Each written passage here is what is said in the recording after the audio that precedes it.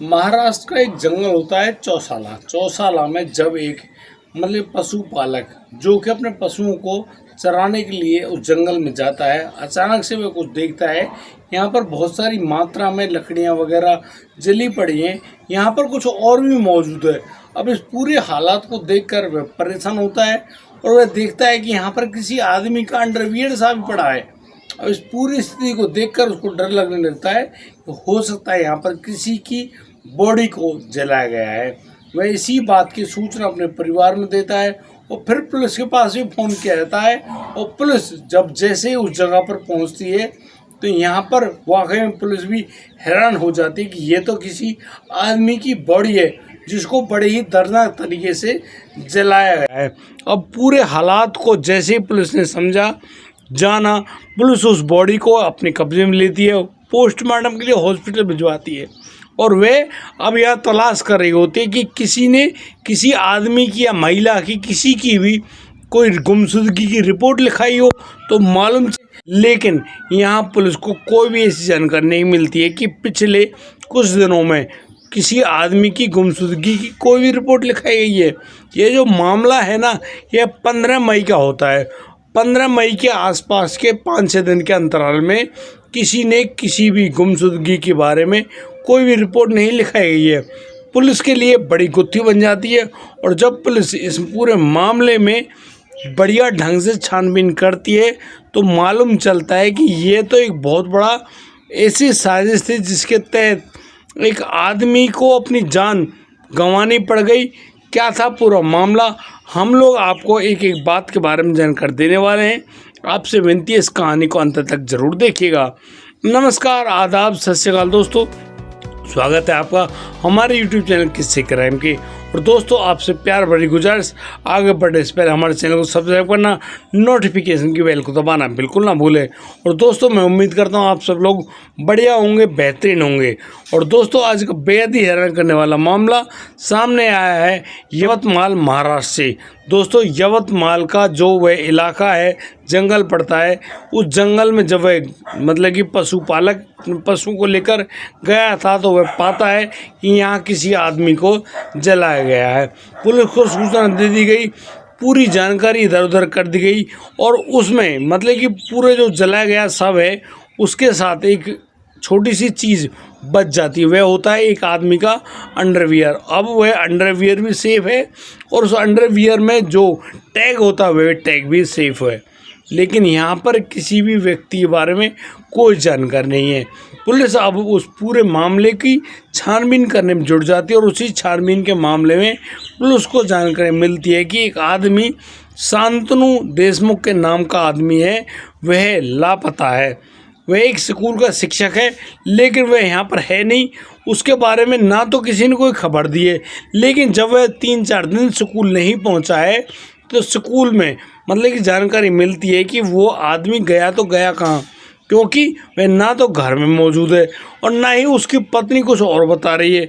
उसकी जो पत्नी है उसका निधि देशमुख है और निधि भी उसी स्कूल में प्रधानाध्यापिका भी है। अब तो पूरी कहानी पुलिस को लगता है कि भाई निधि को मालूम होगी।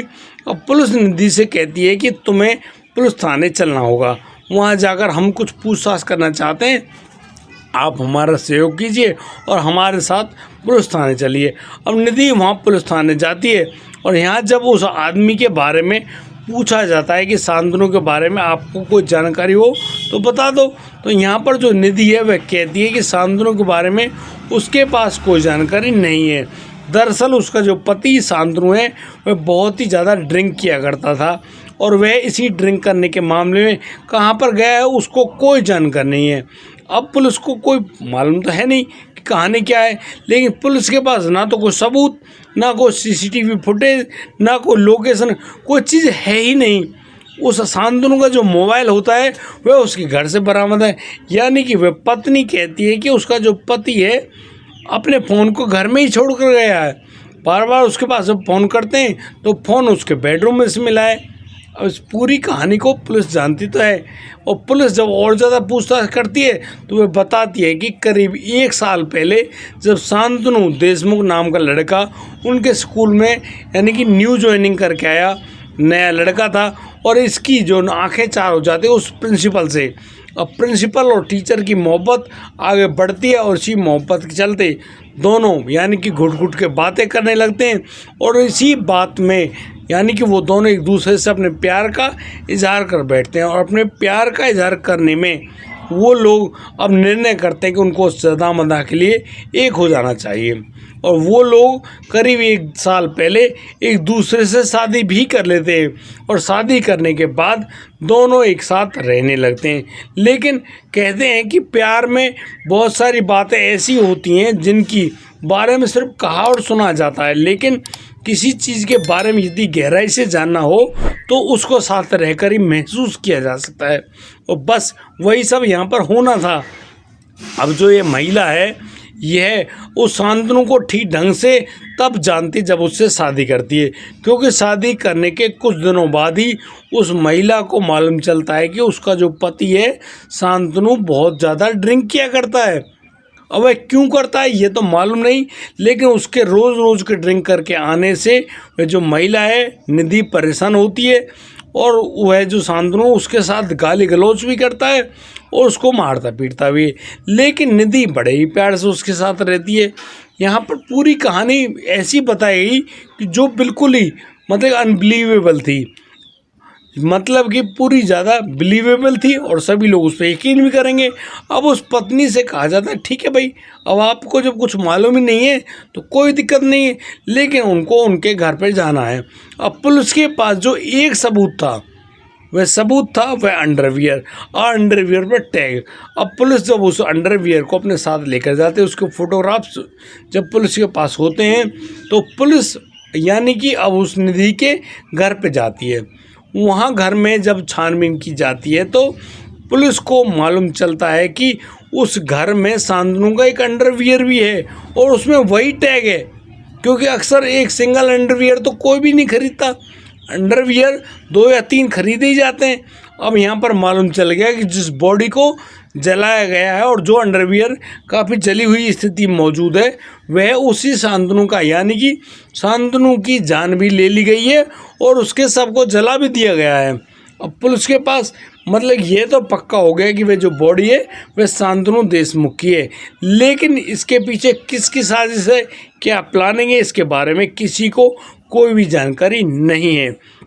अब तो जो पुलिस है वह दोबारा से उस निधि को अपने पुलिस थाने बुलाती है और उससे जब पूछताछ की जाती है तो पुलिस उनको कहती है कि देखो मैडम, हमको अच्छा नहीं लगता कि हम लोग कोई भी ऐसी प्रक्रिया को अंजाम दें जिसकी वजह से आपको काफ़ी सारी चोट पहुँचे, मारपीट करनी पड़े, 3rd डिग्री इस्तेमाल करनी पड़े। इसलिए हमारी आपसे विनती है इस पूरी कहानी को आप खुद बता दो तो ज़्यादा अच्छा होगा। बस इस पूरे मामले में अब पुलिस के पास मतलब कि वह जो निधि है वह फूट फूट कर रोने लगती है। वह बड़ी ही परेशान होती है, दुखी होते हुए कहने लगती है कि साहब उसने अपने पति की जान ले ली है और इस पूरी प्लानिंग में उसने जो काम को अंजाम दिया है वह 12 मई को दिया है। 12 मई को उसने यानी कि अपने जो पति को खाने में विष दे दिया था और उसी विष के चलते उस आदमी की उसके घर में ही मौत हो जाती है। अब इतने पूरी प्रक्रिया को अंजाम देने के बाद वे जो निधि है जो कि कुछ बच्चों को ट्यूशन भी पढ़ाया करती है, उन बच्चों में से 3 बच्चों को वह अपने पास रोक लेती है और उनको मतलब कि कुछ पैसे वगैरह का लालच देती है और उनसे कहती है कि तो उनको यह काम करना होगा। अब वो बच्चे भी अपनी मैडम की बात पर राजी हो जाते हैं। भाई एक प्रिंसिपल मैडम जो बात कहे बच्चे उसकी बातों को तो मानेंगे ही। अब वो नाबालिग बच्चे यानी कि उस आदमी शांतनु की बॉडी को जब पैक करते हैं अपनी स्कूटी पर रखते हैं और उसको ले जाते हैं उस जंगल में और वहाँ पर काफ़ी सारा पेट्रोल डालकर उसकी बॉडी को जला देते हैं। इस पूरी प्रक्रिया को करने के बाद वो लोग तो अपने अपने घर चले गए। यहाँ पर निधि भी काफ़ी ज़्यादा संतुष्ट होती है कि भाई ठीक है, अब रोज़ रोज़ का जो झगड़ा है वह शांत हो गया, यानी कि वह अपने घर में बड़े आराम से रहती है, अपने स्कूल जाती है, पूरी प्रक्रिया बड़े ही तसल्ली से निभाती है। अब दोस्तों पुलिस को जो जानकारी मिली थी उन 3 बच्चों के बारे में, उनके पास भी पुलिस पहुंचती है। उनको भी जब पुलिस थाने लाया जाता है तो वो साफ शब्दों में कहते हैं कि सर हमको कुछ भी मालूम नहीं है, इस मैडम ने हमको जो कुछ भी कहा हमने उस पूरी प्रक्रिया को अंजाम दिया। लेकिन दोस्तों वो तीनों बच्चे भी गुनहगार थे, क्योंकि एक गलत काम में उन्होंने उनकी मदद करी तो वो भी दोषी है, और इसी दोष मतलब होने की वजह से यानी पूरी प्रक्रिया को अंजाम दिया गया। अब इस पूरी प्रक्रिया को करने वाले वो 3 बच्चे भी तो है। यहाँ पर जब निधि देशमुख सारी बात को बताती है तब जाकर दूध का दूध और पानी का पानी हो पाता है, और पुलिस भी तसल्ली की सांस लेती है कि किसी मतलब बिल्कुल ब्लाइंड मर्डर स्टोरी के बारे में ऐसे खुलासा हुआ, और वो भी एक अंडरगारमेंट की वजह से। इसीलिए दोस्तों बार बार यही बात कही जाती है कि कोई भी अपराधी कितने शातिर क्यों ना बनता हो, बहुत बड़ा बुद्धिमान क्यों ना बनता हो, लेकिन कोई ना कोई सबूत तो उसके खिलाफ मौजूद रह ही जाता है, और आज ना तो कल उसको पकड़ा जाना भी निश्चित है, और उसके बाद उसको जो मिलेगी सज़ा वह तो उसको भुगतनी ही पड़ेगी। और यदि किसी कारण से यदि वह बच भी गया ना तो उसको उस सज़ा को भुगतने के लिए अगला जन्म जरूर लेना पड़ेगा, और उसको भुगत कर जाना ही पड़ेगा। यह निश्चित है और शास्त्रों में लिखी गई बातें हैं। परम पूज्य गुरुदेव भी इस बात को कहते हैं कि भैया अवश्य में भोक्तम कृतम कर्म शुभाशुभ, यानी कि आपने जो शुभ और अशुभ जो भी कार्य किए हैं उनका फल तो आपको भुगतना ही पड़ेगा। चाहे आप उसको हंस के भुगत लो या रो के भुगत लो या दुख पाकर भुगत लो, जो मर्जी हो जैसे मर्जी करे ऐसे भुगत लो, लेकिन भुगतना तो आपको ही पड़ेगा। इसलिए दोस्तों ज़्यादा शातिर ज़्यादा बुद्धिमान बनने की कोशिश ना करते हुए दूसरों को क्षमा करने की प्रार्थना करें, उनसे कहें कि भाई मान जाओ, ना तो फिर एक काम करो कोर्ट का सहारा लो, अलग हो जाओ यार।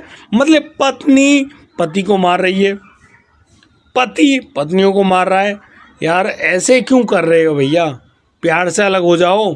तुम अपने परिवार में खुश, वो अपने परिवार में खुश, और यदि तुम्हें रहना ही नहीं है तो भैया एक साइड में हो जाओ, या फिर सहन करने की हिम्मत रखो, क्योंकि करना तो आपको ही पड़ेगा, कोई और नहीं आएगा, चाहे कोई भी हो, कोई और नहीं आने वाला है। इसीलिए मैं बार बार आपसे यही विनती करता हूं कि दोस्तों इस ज़िंदगी को बहुत ही ज़्यादा हिम्मत वाली समझो, बड़े ही हिम्मत से आगे गुजारो और बड़े ही प्यार से रहो भैया। ज़िंदगी पता नहीं 83,99,999 योनियाँ भुगतने के बाद ये इंसान जीवन मिला, और इसको आप इसी प्यार मोहब्बत 2 कौड़ी के इस प्यार मोहब्बत में ऐसे ही गंवा दोगे तो फिर तुम्हारा इंसान बनने का क्या मतलब।